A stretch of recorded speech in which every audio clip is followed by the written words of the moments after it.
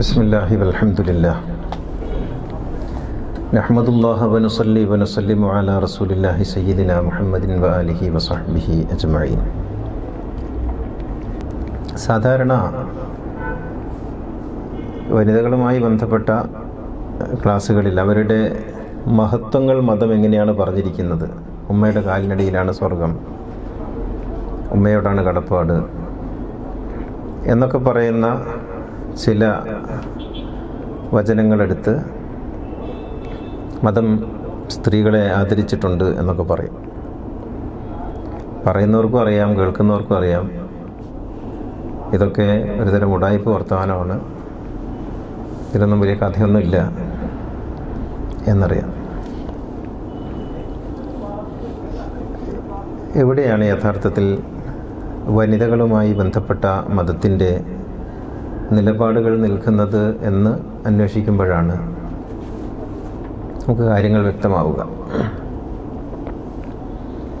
സ്ത്രീകൾ എപ്പോഴും മതത്തിൽ, ഏത് മതത്തിലും, ഇസ്ലാം ഉൾപ്പെടെയുള്ള ഏത് മതത്തിലും രണ്ടാം തരക്കാരോ മൂന്നാം തരക്കാരോ ആണ്. മതം എപ്പോഴും പുരുഷൻ്റെതാണ്. പുരുഷൻ്റെ മതം മാത്രമല്ല, ദൈവവും പുരുഷൻ്റെതാണ്, പ്രവാചകന്മാർ പുരുഷന്മാരുടേതാണ്, വേദങ്ങൾ പുരുഷൻ്റെതാണ്, ആരാധനാലയങ്ങൾ, ദേവാലയങ്ങൾ പുരുഷൻ്റെതാണ്, മതനിയമങ്ങൾ പുരുഷൻ്റെതാണ്. അങ്ങനെ ഒരു പുരുഷൻ്റെ മതവും പുരുഷൻ്റെ പരിസരവുമാണ് ക്രിയേറ്റ് ചെയ്യപ്പെട്ടിട്ടുള്ളത്. അവിടെ സ്ത്രീ എന്ന് പറയുന്നത് ഒന്നുകിൽ അതിഥിയോ അല്ലെങ്കിൽ പുരുഷൻ ഔദാര്യപൂർവം അനുവദിച്ചു നൽകുന്ന ഇടത്ത് അവൾക്ക് പെരുമാറാൻ കഴിയുന്നവളോ മാത്രമാണ്. ഇപ്പോൾ നമുക്കറിയാം, ശബരിമലയിൽ സ്ത്രീകൾക്ക് പ്രവേശനമില്ല എന്ന് പറയുന്ന ഒരു വലിയ വിവാദം നമ്മുടെ നാട്ടിലുണ്ടായി. കോടതി അവൾക്ക് ശബരിമലയിൽ കയറാൻ അനുവാദം നൽകി.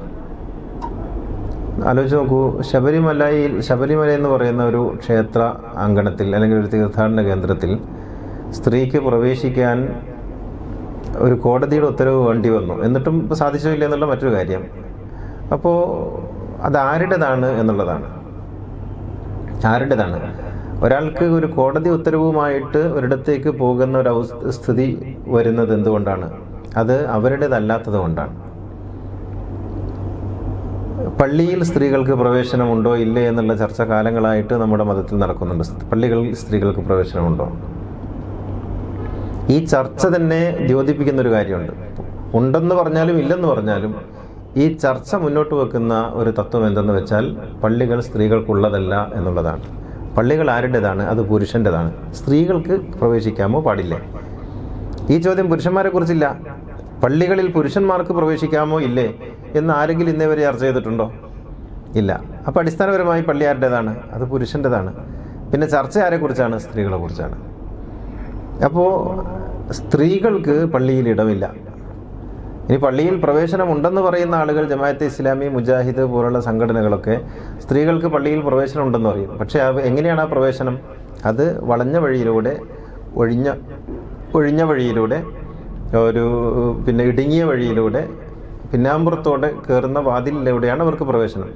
അപ്പോഴും മുഖ്യ കവാടം പുരുഷന്മാരുടേതാണ്. അപ്പോൾ ഇവിടങ്ങളിലൊക്കെ നമുക്ക് കാണാൻ കഴിയുന്ന ഒരു സംഗതി, സ്ത്രീകൾ എന്ന് പറയുന്നത് അനുവദിച്ച് നൽകുന്ന ഇടങ്ങളിൽ മാത്രം അധിവസിക്കേണ്ടവരാണ് എന്നുള്ളതാണ്.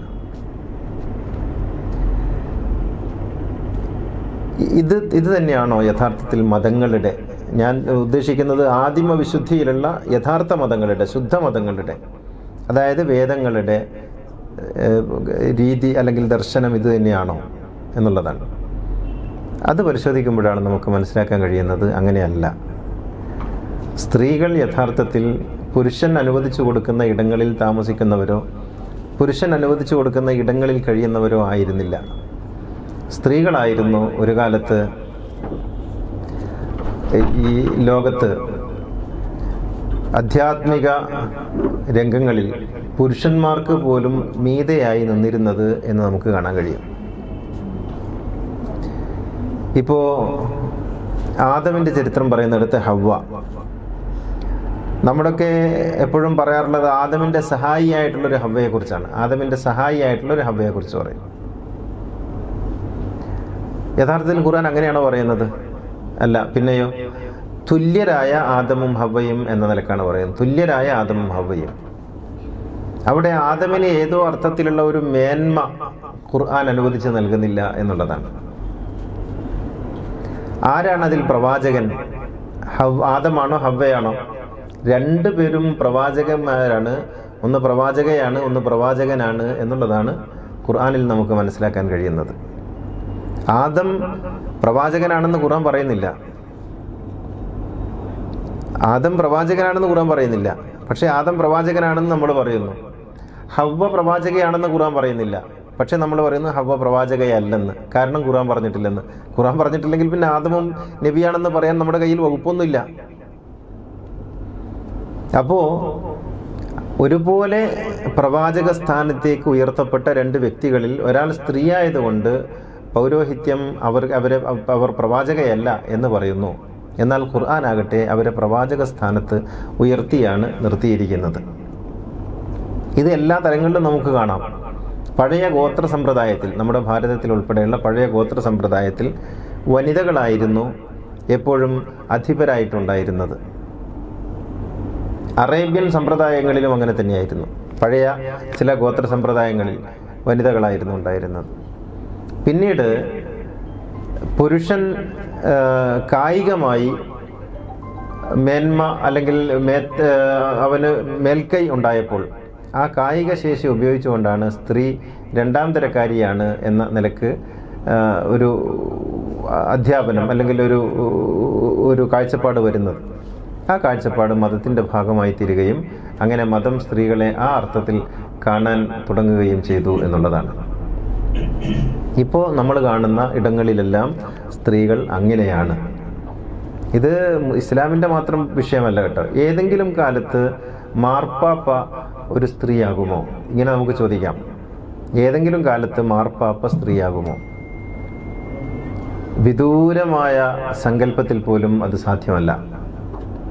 ഒരിക്കലും പാപ്പ സ്ത്രീയാവില്ല. കർദിനാളാകുമോ? അതുപോട്ടെ. മാർപ്പാപ്പയായി തിരഞ്ഞെടുക്കപ്പെടാവുന്ന ആളുകളുടെ കൂട്ടത്തെയാണ് കർദിനാൾമാരെന്ന് പറയുന്നത്. കർദിനാളാകുമോ? ഒരിക്കലും കർദിനാളാവില്ല. സ്ത്രീകൾ വികാരിയായി തീർന്നിട്ടുണ്ട് ചില ഇടങ്ങളിൽ. യൂറോപ്പിലെ അല്ലെങ്കിൽ ആഫ്രിക്കയിലെ ചില ഇടങ്ങളിൽ സ്ത്രീകൾ വികാരികളായിട്ടുണ്ട് എന്ന് പറയുന്നുവെങ്കിലും അതും സഭ കൽപ്പിച്ചു കൊടുത്ത ഒരു ഔദാര്യത്തിന്റെ ബലത്തിൽ മാത്രമാണ്. ഇനി ഇസ്ലാമിലേക്ക് വന്നാൽ എന്തെങ്കിലും ഒരു സ്ത്രീക്ക് ഇമാമത്ത് നിൽക്കാൻ പറ്റുമോ? സ്വന്തം മകന്. ഇപ്പം ഇതെവിടെ ഉമ്മയും മകനുണ്ട്. ഈ ഉമ്മ നല്ല വിവരമുള്ള ഉമ്മയാണ് എങ്കിൽ ഉമ്മാക്ക് ഇന്നത്തെ നമ്മുടെ കർമ്മശാസ്ത്രം അനുസരിച്ച് മകൻ, മറ്റുള്ളവരൊക്കെ പോട്ടെ, പിറകിലാവട്ടെ, സ്വന്തം മകനെ പിറകിൽ നിർത്തിയിട്ട് ഉമ്മാക്ക് ഇമാമത്ത് നിൽക്കാൻ കഴിയുമോ നമ്മുടെ കർമ്മശാസ്ത്രത്തിൽ? ഇല്ല. ആ നിസ്കാരം ബാത്തിലാണ്. ഉമ്മയൊക്കെ തന്നെ, പക്ഷെ സ്ത്രീ എന്ന നിലയ്ക്ക് ഇമാമ് നിൽക്കാൻ അർഹയല്ല എന്നുള്ളതാണ്. നമ്മുടെ കർമ്മശാസ്ത്രമൊക്കെ ഉണ്ടായി വന്നൊരു രീതി അതാണ്. സ്വന്തം മക്കൾക്ക് നിസ്കാരം പഠിപ്പിച്ചു കൊടുക്കാൻ വേണ്ടി ഉമ്മയ്ക്ക് ഇമാമത്ത് നിൽക്കാൻ പാടില്ല എന്നുള്ളതാണ്. നമ്മൾ ആയിഷ ബീവിയുടെ ചരിത്രമൊക്കെ വലിയ വായിൽ പറയും, പക്ഷേ കാര്യത്തോടെടുക്കുമ്പോൾ ഇതാണ് സംഗതി. ഭർത്താവും ഭാര്യയും നിസ്കരിക്കുന്നു. ഭാര്യയോട് പറയുന്നു നീ ഇമാമത്ത് നിൽക്ക് എന്ന് പറഞ്ഞാൽ ആ നിസ്കാരം അവിടെ തകർന്നു എന്നാണ് ഫിഖ് പറയുന്നത്. അത് നിസ്കാരം ശരിയല്ല. ഭാര്യയെ മുന്നിൽ നിർത്തി ഭർത്താവ് പിറകിൽ നിൽക്കുന്നത് സങ്കല്പിക്കാൻ കഴിയില്ല നമ്മുടെ പൗരോഹിത്യത്തിന്. ഭർത്താവ് പിറകിൽ നിൽക്കുകയെ അതൊരിക്കലും സംഭവിക്കാൻ പാടില്ലാത്ത കാര്യമാണ് എന്നാണ് പറയുക. സ്ത്രീ എത്ര പണ്ഡിതയാണെങ്കിലും, സ്ത്രീ എത്ര ഉയർന്ന ജ്ഞാനത്തിൻ്റെ അവസ്ഥയിലുള്ളയാളാണെങ്കിലും ഒരു സ്ത്രീക്ക് ഏതെങ്കിലും പള്ളിയിൽ ഖത്തീബാകാൻ കഴിയുമോ? ഒരിക്കലും സാധ്യമല്ല. ഇനി നമ്മുടെ തരീഖത്തുകളിലേക്ക് വരിക. റാബിയത്തുൽ അദവിയുടെയും നഫീസത്തുൽ മിസ്രിയുടെയും ഒക്കെ വലിയ കഥകൾ പറയുന്ന നമ്മുടെ സൂഫി കേന്ദ്രങ്ങളുണ്ടല്ലോ, തസവൂഫി കേന്ദ്രങ്ങൾ, തരീഖത്തുകൾ. ഏതെങ്കിലും ഒരു തരീഖത്തിൻ്റെ ഷെയ്ഖ് ഒരു വനിതയായി ഉണ്ടാകുമോ? ഒരു വനിതാ ഷെയ്ഖ് അങ്ങനെ ഉണ്ടാകുമോ? ആ വനിതയെ ബൈഅത്ത് ചെയ്യുന്ന ഒരിക്കലും ഉണ്ടാവില്ല. അപ്പോൾ അധ്യാത്മ മേഖലയിലാണെങ്കിലും മതമേഖലയിലാണെങ്കിലുമെല്ലാം ഉണ്ടാക്കിയിട്ടുള്ള നിയമങ്ങളെല്ലാം പുരുഷ കേന്ദ്രീകൃതമാണ്, പുരുഷൻ്റെതാണ് എന്നുള്ളതാണ്. ഇനി ഇത് രാഷ്ട്രീയ പാർട്ടികളിലേക്ക് വന്നാലും വ്യത്യാസമൊന്നുമില്ല കേട്ടോ. എപ്പോഴാണ് നമ്മുടെ CPM ഒരു അഖിലേന്ത്യാ സെക്രട്ടറി വനിതയായിട്ടുണ്ടാവുക എന്ന് നമുക്ക് ചോദിക്കാം. അത് എപ്പോഴാണ് ഒരു മാർപ്പാപ്പ ഉണ്ടാവുക എന്ന ചോദ്യം പോലെ തന്നെയാണ്. ഈ ചോദ്യങ്ങൾ തമ്മിൽ വ്യത്യാസമൊന്നുമില്ല. CPM പോളിറ്റ് ബ്യൂറോ അംഗമായിട്ട് വൃന്ദക്കാരായിട്ടുണ്ടല്ലോ എന്നൊക്കെ വലിയ വർത്തമാനം പറയും. അത് എത്ര കാലം, എത്ര ശതമാനം എന്നൊക്കെയാണ് നോക്കേണ്ടത്. നമ്മുടെ കേരളത്തിൽ ഒരു വനിതാ CPM സെക്രട്ടറി ഉണ്ടാകുമോ എന്ന് നമുക്ക് ചോദിക്കാം. ഒരു CPMൻ്റെ സെക്രട്ടറി ആയിട്ട് വനിത വരുമോ എന്ന് ചോദിക്കാം. കഴിവുള്ളവരില്ലാഞ്ഞിട്ടല്ലല്ലോ. അവിടെ എന്താണ്, അതൊരു മതമാണ്, അത് മറ്റൊരു തലമാണ്. എന്തുകൊണ്ടാണ് നമുക്കൊരു വനിതാ മുഖ്യമന്ത്രി ഉണ്ടാകാത്തത്? ഈ പ്രബുദ്ധ കേരളത്തിൽ, സാക്ഷര സുന്ദര കേരളത്തിൽ ഒരു വനിതാ മുഖ്യമന്ത്രി ഉണ്ടാകാത്തത് എന്ന് ചോദിച്ചാൽ അതിൻ്റെ അർത്ഥം നമ്മുടെ മതവും നമ്മുടെ രാഷ്ട്രീയവുമെല്ലാം പുരുഷന്മാരുടേതാണ് എന്നുള്ളതാണ്. പുരുഷന്മാരുടേതാണ്. ഇത് ഇനി നമുക്ക് അമേരിക്കയിലേക്ക് പോയാലും എന്തുകൊണ്ടാണ് കമലാ ഹാരിസ് തോറ്റുപോയത് എന്ന് ചോദിച്ചാൽ മറ്റുള്ള എല്ലാ കാര്യങ്ങൾക്കും അപ്പുറത്ത് അവർ ഒരു സ്ത്രീ ആയിരുന്നു എന്നുള്ളതാണ്. ഒരു സ്ത്രീ അമേരിക്കൻ പ്രസിഡന്റ് ആകുന്നതിന് അമേരിക്കക്കാരുൾപ്പെടെ ആഗ്രഹിക്കുന്നില്ല, അല്ലെങ്കിൽ ഇഷ്ടപ്പെടുന്നില്ല എന്നുള്ളതാണ്. എന്തുകൊണ്ടാണ് ക്ലിൻ്റൻ്റെ ഭാര്യ ഹിലരി ക്ലിൻ്റൺ തോറ്റുപോയത് എന്ന ചോദ്യത്തിൻ്റെ ഉത്തരം അത് തന്നെയാണ്. ഏതെങ്കിലും കാലത്ത് UAEക്ക് ഒരു വനിതാ രാജ്ഞി ഉണ്ടാകുമോ എന്ന് നമുക്ക് ചോദിക്കാം.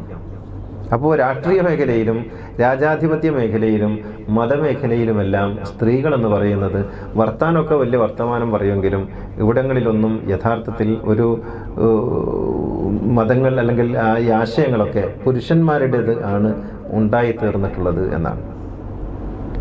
വേദം അങ്ങനെയല്ല പറയുന്നത്. ഖുർആനിൽ നമുക്ക് 3 ഇടങ്ങളിൽ വളരെ വ്യത്യസ്തമായ സ്ത്രീ സാന്നിധ്യത്തെ കാണാം.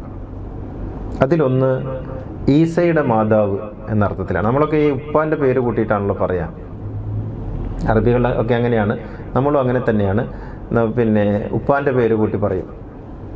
പക്ഷേ ഖുർആനിൽ ഒരു പ്രവാചകനെ മാത്രമേ തൻ്റെ ഉൽപ്പം ചേർത്ത് പറഞ്ഞിട്ടുള്ളൂ. അത് ഈസയാണ്.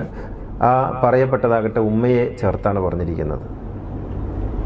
അപ്പോൾ മൂസയെക്കുറിച്ച് പറഞ്ഞെടുത്ത് മൂസയുടെ ഉമ്മയെക്കുറിച്ചാണ് പറയുന്നത്. മൂസയുടെ വാപ്പയെക്കുറിച്ച് ഒരു അക്ഷരം പറയുന്നില്ല.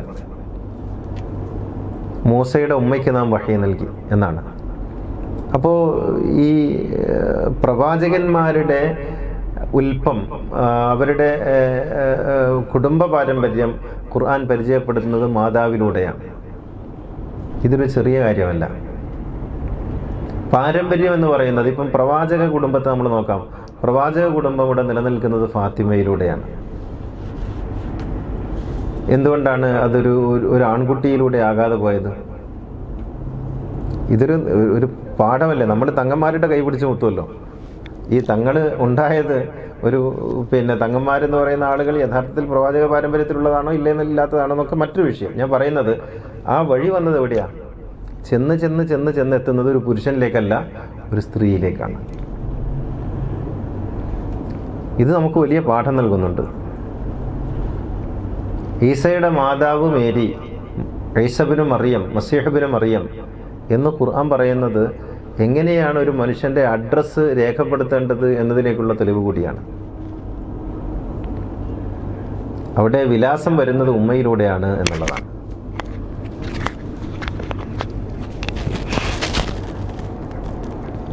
ഫാത്തിമ ബീവി എങ്ങനെയാണ് പ്രവാചകന്റെ പിന്തുടർച്ച കാത്തുവെക്കുന്നത്? അലി ബിൻ അബി താലിബ് പ്രവാചകന്റെ ശിഷ്യൻ മാത്രമാണല്ലോ. ഫാത്തിമ ബീവിയാണ് ആ പിന്തുടർച്ച കാത്തുവെക്കുന്നത്. അഹ്ലു ബൈത്ത് എന്ന് പറയുന്ന ഒരു സങ്കല്പം കാത്തുവെക്കുന്നത് ഫാത്തിമ ബീവിയാണ്. അതാണ് നമ്മളിപ്പോഴും കൊണ്ടാടുന്നത്, ആഘോഷിക്കുന്നത്. ആ മക്കളെയാണ് മുആവിയയും സംഘവും കൊന്നുകളയുന്നത്. ഫാത്തിമയെ കൊന്നു എന്നതുപോലെ. അപ്പോൾ ഇത് പ്രവാചകൻ ഈ തത്ഹീറിൻ്റെ ആയത്തെന്ന് പറയുന്ന ഒരു ആയത്തുണ്ട്. ആ ആയത്ത് ഇറങ്ങിയ സമയത്ത് പ്രവാചകൻ ഫാത്തിമ, ഹസൻ, ഹുസൈൻ, അലി എന്നിവരെ വിളിച്ച് പ്രവാചകൻ ഉൾപ്പെടെ 5 ആളുകളുടെയും തലയിലൂടെ ഇങ്ങനെ പുതപ്പിട്ട് മൂടിയിട്ട് പ്രവാചകൻ പറഞ്ഞു, അല്ലാഹുവേ ഇതാണ് എൻ്റെ അഹ്ലു ബൈത്ത്. ഫാത്തിമയിലൂടെ ഇവിടെ സംഭവിക്കുന്ന ഒരു തുടർച്ചയെ പ്രവാചകൻ നമുക്ക് പരിചയപ്പെടുത്തി തന്നു എന്നർത്ഥം. ഇതാണ് സ്ത്രീകളെ വേദം നോക്കിക്കണ്ട ഒരു രീതി. ഇനി രണ്ടാമത് നോക്കുക. രണ്ടാമത് മറ്റൊരു സന്ദർഭം ഉണ്ടാകുന്നത് ഞാൻ നമ്മുടെ ഖുത്ബയിലൊക്കെ പറഞ്ഞതുപോലെ മറിയമിൻ്റെയും ആസിയയുടെയും, ആസിയ എന്ന് പറഞ്ഞാൽ ഫറോവയുടെ ഭാര്യയാണ്, ഫറോവയുടെ ഭാര്യ. ഈ ആസിയയെയും മറിയമിനെയും ഖുർആൻ പ്രതിഷ്ഠിച്ചത് ലോകത്തുള്ള എല്ലാ സജ്ജനങ്ങളുടെയും മാതൃകയായിട്ടാണ്. മുഹമ്മദ് നബിക്ക് മാതൃക, നമ്മൾ ആലോചിച്ച് നോക്കണം. മുഹമ്മദ് നബിക്ക് മാതൃക, ഈ കാണുന്ന എല്ലാ പ്രവാചകന്മാരുടെയും പുണ്യപുരുഷന്മാരുടെയും ജ്ഞാനികളുടെയും ഔലിയാക്കളുടെയും കുത്തുബുകളുടെയും മാതൃകയായിട്ട് ഖുർആൻ പ്രതിഷ്ഠിച്ചിരിക്കുന്നത് 2 വനിതകളെയാണ്. ഇത് നമ്മൾ ആലോചിക്കേണ്ട വിഷയമാണ്. എത്രമാത്രം വിശിഷ്ടമായ ഒരു തലത്തിലാണ് ഖുർആൻ അവരെ പ്രതിഷ്ഠിച്ചിരിക്കുന്നത് എന്ന്. മൂന്നാമത് ഖുർആൻ സ്ത്രീകളെ കാണുന്ന മറ്റൊരു രംഗം മറിയം ബീവിയുടെയും മറിയം ബീവിയെയും ആസിയ ബീവിയെയും ഒക്കെ ഉൾക്കൊള്ളുന്ന പ്രവാചക പാരമ്പര്യത്തിലാണ്. ഇവരൊക്കെ പ്രവാചകകളാണ് എന്നുള്ളതാണ്. ഇപ്പോൾ ഖുർആൻ നേർക്കുനേരെ പറയുന്ന ഹവ്വ, ആസിയ, മറിയം, ഹാജറ, പിന്നെ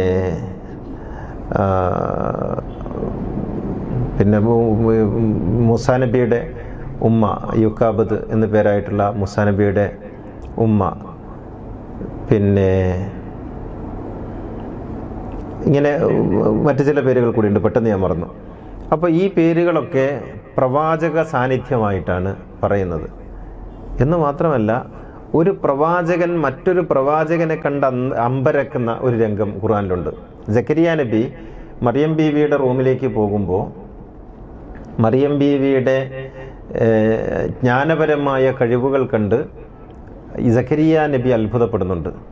യാ മറിയമു അന്നാ ലക്കി ഹാദ, അല്ല മറിയം ഇതൊക്കെ നിനക്ക് എവിടുന്നാണ് കിട്ടുന്നത് എന്ന് സക്കരിയ നബി ചോദിക്കുന്നുണ്ട്. സക്കരിയ നബി വളർത്തച്ഛനാണ്, മറിയം ബീവിയുടെ വളർത്തച്ഛനാണ്, ഗുരുവാണ്. ഗുരുവിനെ അത്ഭുതപ്പെടുത്തുന്ന ജ്ഞാനഗരിമ മറിയമ്മനുണ്ടാകുന്നു. എന്നിട്ട് ഇത് കണ്ടിട്ട് ചോദിക്കുന്നു, ഇതൊക്കെ നിനക്ക് എവിടുന്നാണ് ഇങ്ങനെയൊക്കെ പറയാൻ, ഇങ്ങനെയൊക്കെ ചിന്തിക്കാൻ നിനക്ക് എങ്ങനെ കഴിയുന്നു എന്ന് സക്കരിയ നബി അത്ഭുതപ്പെടുന്നു. അപ്പോൾ മറിയം ബീവി അതിന് പറയുന്ന മറുപടി ഹുവ മിൻ ഇൻദില്ലാഹ്, ഇതൊക്കെ അള്ളാഹു നൽകുന്നതാണ് എന്നാണ്. ഒരു പ്രവാചകൻ അത്ഭുതപ്പെടുന്ന ജ്ഞാനത്തിൻ്റെയും അറിവിൻ്റെയും ഉടമയായി തീരുക എന്നുള്ളത് ചെറിയ കാര്യമാണോ? അപ്പോൾ ഈ തലങ്ങളിലൊക്കെ ഖുർആൻ സ്ത്രീകളെ കാണുന്നു. ഈ സ്ത്രീക്കാണ് അള്ളാഹു പ്രവാചകന്മാർക്ക് മാതൃകയായി നിൽക്കുന്ന മറിയം ബീവി വന്നാൽ നമുക്ക് ഇമാം വെക്കാൻ പറ്റില്ല. നമ്മുടെ ഫിഖ് നോക്കണം നിങ്ങൾ, ബാക്കിയുള്ളതൊക്കെ ഒഴിവാക്കുക. മറിയം ബീവി ഇന്നിവിടെ വന്നു നോക്കുക. ഈസാ നബിയുടെ ഉമ്മയായ മറിയം ബീവി ഇവിടെ വന്നു, നമ്മൾ മഗ്രിബ് നിസ്കരിക്കുന്നു. മറിയം ബീവിക്ക് നമുക്ക് ഇമാമത്ത് നിർത്താൻ പറ്റൂല. കാരണം അങ്ങനെ സ്ത്രീകൾ ഇമാമായിട്ട് പുരുഷന്മാർ പിറകിൽ നിന്ന് നിസ്കരിച്ചാൽ നിസ്കാരം ബാത്തിലാണ് എന്നുള്ളതാണ്. ഇതാണ് നമ്മൾ ആലോചിക്കേണ്ടുന്ന ഒരു സംഗതി. മറിയം ബീവി ഒരു സ്ത്രീയാണ് എന്നുള്ളതാണ്. അപ്പോൾ എത്ര മഹത്തായ സ്ഥാനത്ത് അള്ളാഹു സങ്കല്പിച്ചാലും ഒരു സ്ത്രീ അതിനൊന്നും യോഗ്യയല്ല എന്നും അവർ എപ്പോഴും പിറകിൽ നിൽക്കേണ്ടവരാണ് എന്നും ആണ് പൗരോഹിത്യം എഴുതി വച്ചിട്ടുള്ളത് എന്നാണ്.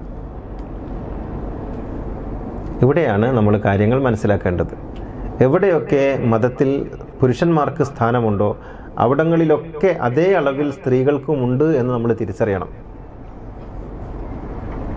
മതത്തിൽ ഒരു പുരുഷന് കയറി നിൽക്കാവുന്ന എല്ലാ ഇടങ്ങളിലും, അത് മെമ്പറാണെങ്കിലും മെഹ്റാബാണെങ്കിലും ഖാദിസ്ഥാനത്താണെങ്കിലും നേതൃസ്ഥാനത്താണെങ്കിലും എവിടെയാണെങ്കിലും ഒരു പുരുഷന് കയറി നിൽക്കാവുന്ന സകല ഇടങ്ങളിലും ഒരു സ്ത്രീക്കും നിസ്സങ്കോചം കയറി നിൽക്കാൻ ഇസ്ലാം അനുവാദം നൽകുന്നുണ്ട്, ഖുർആൻ അനുവാദം നൽകുന്നുണ്ട്.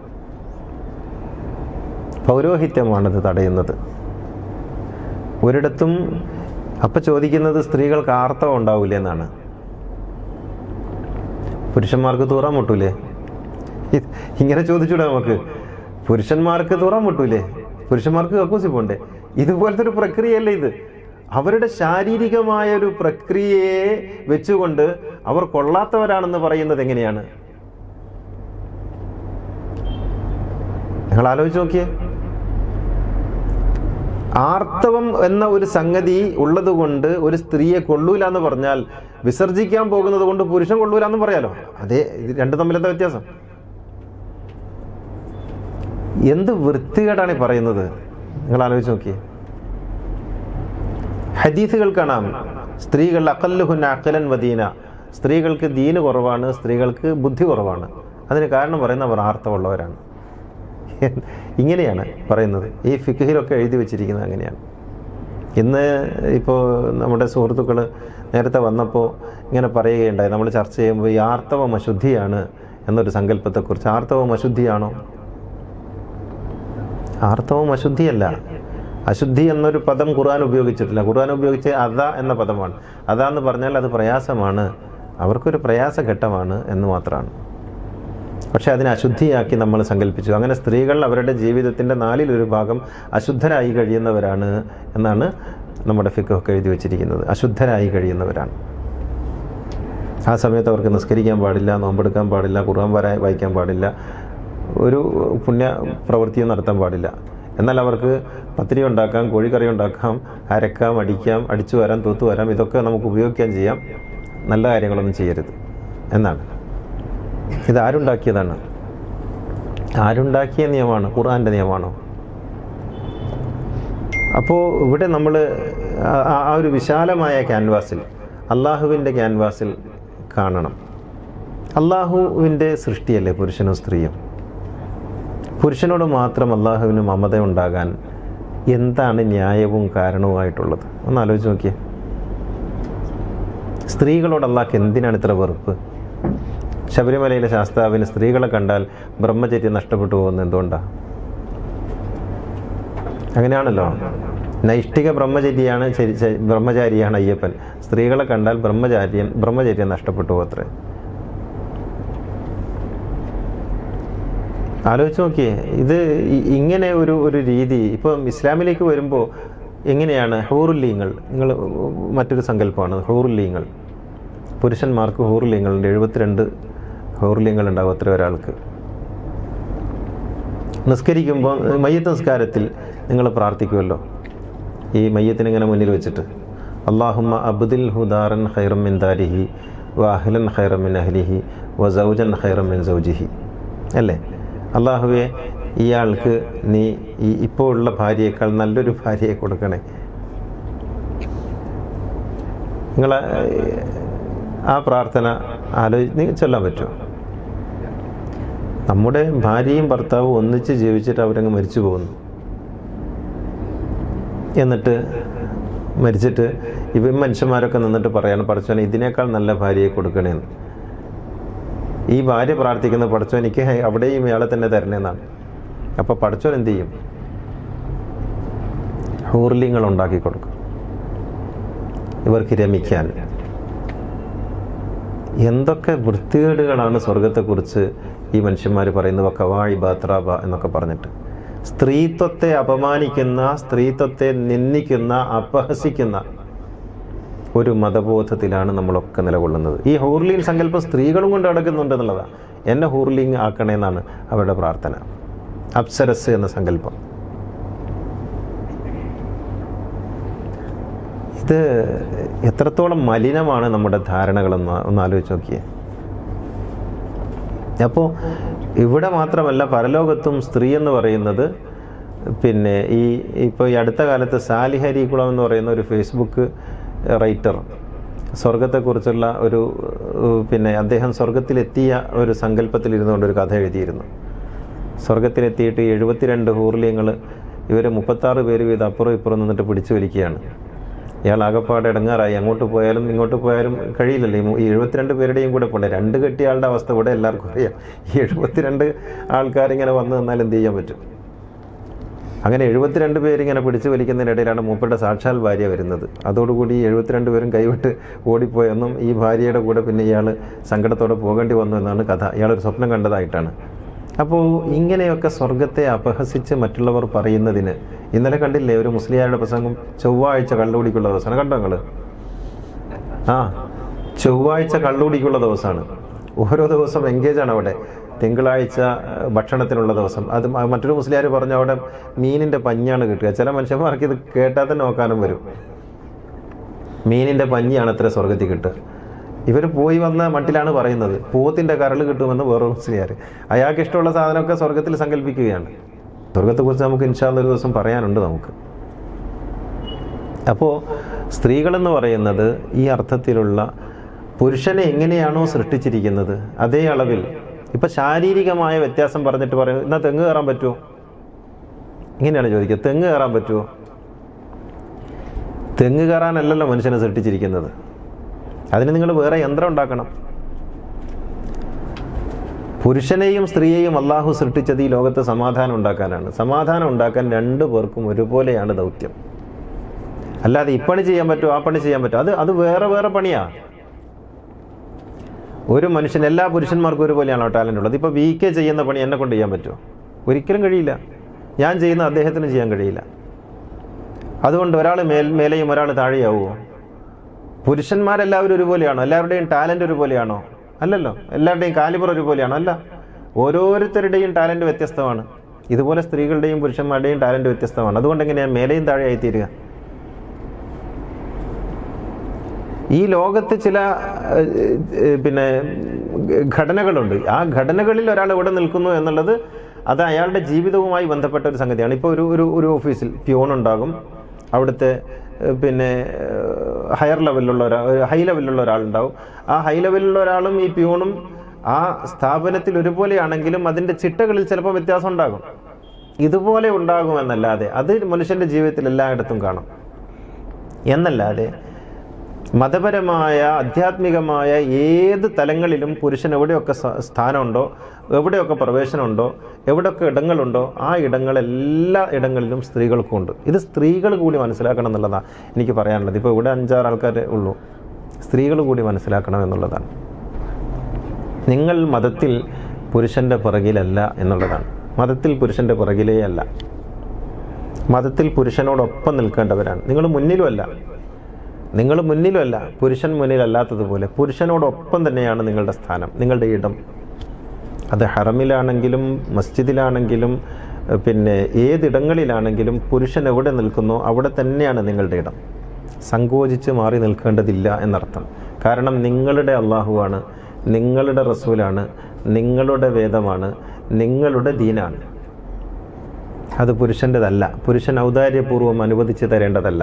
ഒരു പള്ളിയിൽ പോകുമ്പോൾ നിങ്ങളും ഭർത്താവും ഒന്നിച്ച് പള്ളിയിൽ പോകുന്നു, അല്ല ഒരു യാത്ര പോകുന്നു, ഒരിടത്ത് നിങ്ങൾക്ക് വണ്ടി നിർത്തിയിട്ട് ഭർത്താവ് നിസ്കരിക്കാൻ പോകുന്നു. നിങ്ങൾ വണ്ടിയിൽ നിന്ന് നിസ്കരിക്കരുത്. നിങ്ങളും ആ പുരുഷൻ്റെ കൂടെ ഇറങ്ങിയിട്ട് അവരുടെ കൂടെ അവിടെ ഹൗദിൽ നിന്ന് വുളു ചെയ്ത്, എന്നിട്ട് പൈപ്പിൽ നിന്നോ മറ്റോ വുളു ചെയ്ത് പുരുഷൻ നിൽക്കുന്നിടത്ത് നിന്ന് നിസ്കരിക്കണം.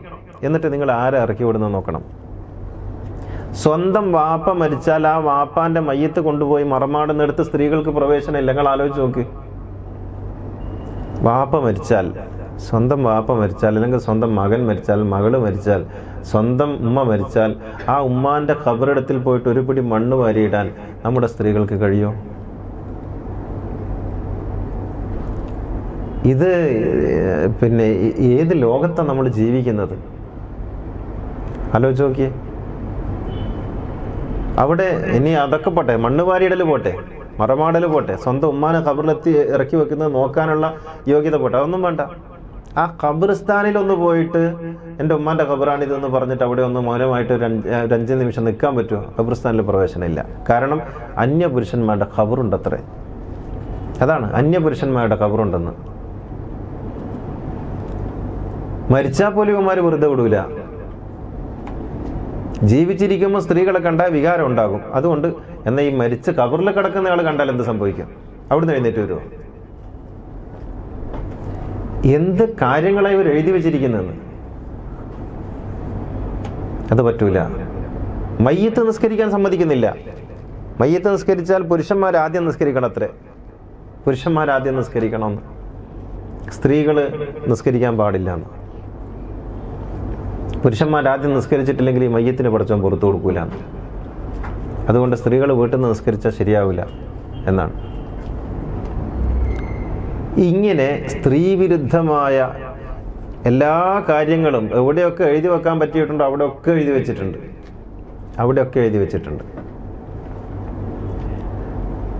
എന്നിട്ട് ഇങ്ങനെയുള്ള കുറേ വർത്താനം പറയും. ഉമ്മാൻ്റെ കാലിനടിയിലാണ് സ്വർഗം. അത് പറഞ്ഞാൽ പിന്നെ തീർന്നല്ലോ, സ്ത്രീകൾക്കും അത് മതി. യഥാർത്ഥത്തിൽ ഒരു പുരുഷന് എവിടെയൊക്കെ ഇടങ്ങളുണ്ടോ അവിടെയൊക്കെ സ്ത്രീകൾക്കും ഇടമുണ്ട്, അത് അനുവദിച്ചിട്ടുണ്ട് ഖുർആൻ എന്ന് മനസ്സിലാക്കേണ്ടത് പുരുഷന്മാരുടെയും സ്ത്രീകളുടെയും ബാധ്യതയാണ്. ജ്ഞാനപരമായി സ്ത്രീകൾക്ക് പുരുഷന്മാരെ പോലെ തന്നെ ഉയരാൻ സാധിക്കുമെന്നതിൻ്റെ ഇഷ്ടംപോലെ തെളിവുകൾ ഇസ്ലാമിലുണ്ട്.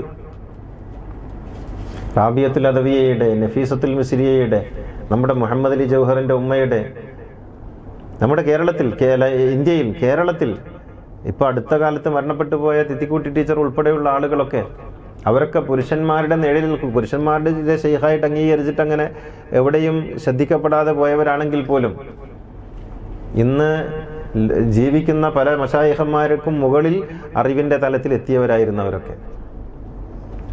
അവരെയൊക്കെ വെറുതെ ഉപമകളായിട്ടെടുക്കാതെ ആ തലങ്ങളിലേക്കൊക്കെ എത്തിപ്പെടാൻ നമുക്കും സാധിക്കും എന്നുള്ളതാണ്. ഇത് നാം എപ്പോഴും മനസ്സിലാക്കേണ്ടുന്ന ഒരു സംഗതിയാണ്. അള്ളാഹുവിൻ്റെ മുന്നിൽ ഒരു വ്യത്യാസവും സ്ത്രീക്കോ പുരുഷനോ ഇല്ല. സ്ത്രീ പുരുഷൻ്റെ വാരിയലിൽ നിന്നുണ്ടായതുമല്ല, അത് മറ്റൊരു കഥയാണ്.